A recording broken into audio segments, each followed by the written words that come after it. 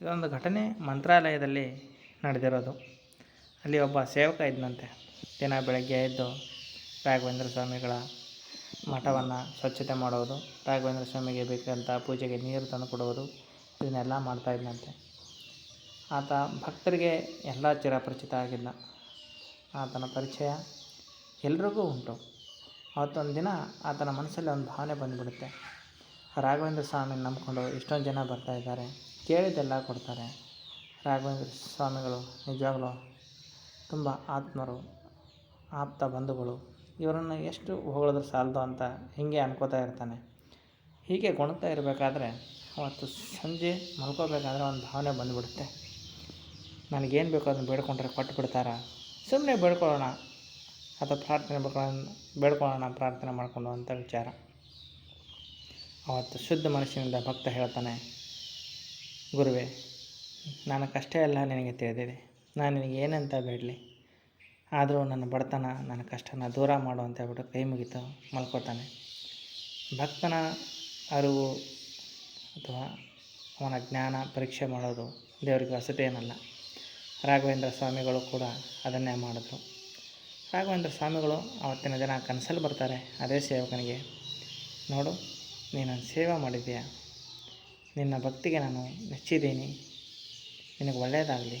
ಆದರೆ ಒಂದು ಷರತ್ತಿದೆ, ನೀನು ಬೆಳಗ್ಗೆ ಎದ್ದ ತಕ್ಷಣ ನನಗೆ ನೀರು ಬಾಗಿಲು ತೆರೆಯೋ ಮುಂಚೆ ನೀರು ತರ್ತೀಯಲ್ಲ, ಆ ನೀರು ಹಾಕಿದ ಮೇಲೆ ಬಾಗಿಲನ್ನು ತೆರಿ, ನೀನು ಕಣ್ಣಿಗೆ ಏನು ಕಾಣ್ತೀಯ ಅದನ್ನು ಮುಟ್ಟಿದ್ರೆ ನಿನ್ನ ಕಷ್ಟಗಳೆಲ್ಲ ದೂರ ಆಗುತ್ತೆ ಅಂತ ಹೇಳ್ಬಿಟ್ಟು ಹ್ಞೂ ಅಂತಾನೆ. ಸ್ವಾಮಿಗಳು ಹೋಗ್ತಾರೆ. ಬೆಳಗ್ಗೆ ಹೊತ್ತು ಬೇಗ ಎದ್ದಾಗ ಆ ವ್ಯಕ್ತಿ ಮಂತ್ರಾಲಯದ ಬಾಗಿಲನ್ನು ತೆರೆಯೋದಿಲ್ಲ. ಬೆಳಗ್ಗೆ 6 ಗಂಟೆ ಆಗಿರುತ್ತೆ, 7 ಗಂಟೆ ಆಗಿರುತ್ತೆ, 8 ಗಂಟೆ ಸುಮಾರಿಗೆ ಭಕ್ತರಂತಾರೆ, ಯಾಕೆ ಬಾಗಿಲು ತೆರೀತಾ ಇಲ್ಲ, ಏನಾಗಿದೆ ಅಂತ. ಆತ ಹೇಳ್ತಾನೆ, ರಾತ್ರಿ ಕನಸಲ್ಲಿ ರಾಘವೇಂದ್ರ ಸ್ವಾಮಿ ಬಂದಿದ್ದರು, ನೀನು ಬಾಗಿಲಲ್ಲಿ ಏನು ನೋಡ್ತೀಯ ಅದನ್ನು ಮುಟ್ಟು ಹೊಂದಿದ್ದಾರೆ, ಅದಕ್ಕೆ ಬಾಗಿಲು ತೆರೆಯೋಕ್ಕೆ ಭಯ, ಏನಿರುತ್ತೋ ಏನೋ ಅಂತ. ಜನಗಳಂತಾರೆ, ಗುರುವಿನ ನಂಬಿ ಬಂದವರು ಹಾಳಾದವರಿಲ್ಲ, ನೀನೇ ಏನಕ್ಕೆ ಭಯ ಬೀಳ್ತಾ ಇದೆಯಾ, ಭಯ ಬಿಟ್ಟು ಬಾಗಿಲನ್ನು ತೆರೆ, ಕಂಡಿದ್ದನ್ನು ಮುಟ್ಟು ಅಂತ. ಧೈರ್ಯದಿಂದ ಆತ ಬಾಗಿಲನ್ನು ತೆರಿತಾನೆ. ಆದರೆ ಬಾಗಿಲು ತೆರೆದಾಗ ಎಲ್ರಿಗೂ ಆಶ್ಚರ್ಯ ಆಗಿದ್ದು ಏನು ಗೊತ್ತಾ, ಅಲ್ಲಿ ಬಂದಿದ್ದು 5 ಎಡೆ ಸರ್ಪ, ಆದಿಶೇಷನ ಅವತಾರವ ಅಂತಲೂ ಹೇಳ್ಬೋದು. ಅದನ್ನು ನೋಡಿದ ತಕ್ಷಣ ಎಲ್ಲರೂ ಗಾಬರಿ ಆಗ್ತಾರೆ. ಆ ಹಾವು ಅಲ್ಲಿ ನಿಲ್ಲೋದೇ ಇಲ್ಲ, ಸ್ವಲ್ಪ ಹೊತ್ತು ನೋಡ್ಕೊಂಡ್ಬಿಟ್ಟು ಹಾಗೆ ತಿರುಗಿಬಿಡುತ್ತೆ ವೃಂದಾವನದ ಕಡೆ ಹೋಗೋಕ್ಕೆ. ಇದನ್ನೆಲ್ಲ ನೋಡ್ತಿದ್ದಂಥ ಅಲ್ಲೇ ಆ ಭಕ್ತ ಇನ್ನೇನು ಹಾವು ಮಾಯ ಆಗಬೇಕು ಅಷ್ಟೊತ್ತಿಗೆ ಹಾರಿ ಬಿದ್ದು ಹಾವಿನ ಬಾಲವನ್ನು ಮುಟ್ತಾನೆ. ಮುಟ್ಟಿದ ತಕ್ಷಣ ಆತನ ಮೈ ಮೇಲಿದ್ದಂಥ ವಸ್ತ್ರಗಳು ವಜ್ರ ವೈಢೂರ್ಯವಂತೆ ಮಿಂಚ್ತಾ ಇರುತ್ತೆ. ಆತನ ಮೈ ಬಣ್ಣ ಎಲ್ಲವೂ ಬದಲಾಗುತ್ತೆ. ಆತ ಒಬ್ಬ ಶ್ರೀಮಂತ ವ್ಯಕ್ತಿಯಾಗಿ ಬದಲಾವಣೆ ಆಗ್ತಾನೆ ಅದನ್ನು ನಿಂತ ಜಾಗದಲ್ಲಿ. ಇದು ರಾಘವೇಂದ್ರ ಸ್ವಾಮಿಗಿದ್ದಂತಹ ಶಕ್ತಿ. ಆತ ರಾಘವೇಂದ್ರ ಸ್ವಾಮಿಗೆ ಕೈ ಮುಗಿಬಿಟ್ಟು ಹೋಗ್ತಾನೆ. ಮನೇಲಿ ಹೋದಾಗ ಮನೆಯಲ್ಲಿ ವಾತಾವರಣ ಎಲ್ಲವೂ ಬದಲಾಗಿರುತ್ತೆ.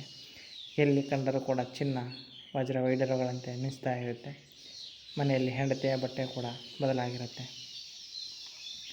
ಆವತ್ತಿನಿಂದ ಇವತ್ತಿನವರೆಗೂ ಆ ವ್ಯಕ್ತಿ ಮಂತ್ರಾಲಯದ ಸ್ವಾಮಿಗಳಿಗೆ ದಾನ ಕೊಡ್ತಾನೆ ಅಂತ ಪ್ರತೀತಿ ಇದೆ.